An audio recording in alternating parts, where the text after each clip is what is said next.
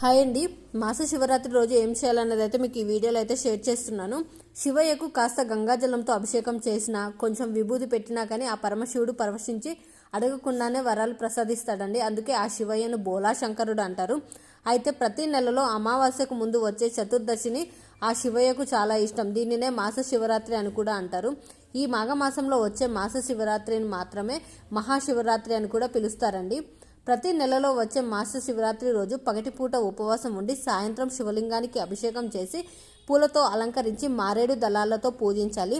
వీలైతే శివ అష్టోత్తర నామాలు చదువుకోవాలి. లేదు అంటే ఓం నమ శివాయ అనే పంచాక్షరి మంత్రాన్ని జపించాలి. ధూప దీప నైవేద్యాన్ని సమర్పించి యథాశక్తి పూజించాలి. ఇలా చేస్తే కోరినుకున్న కోరికలు అయితే నెరవేరుతాయండి. సకల దోషాలు కూడా తొలగిపోతాయని మన నమ్మకం.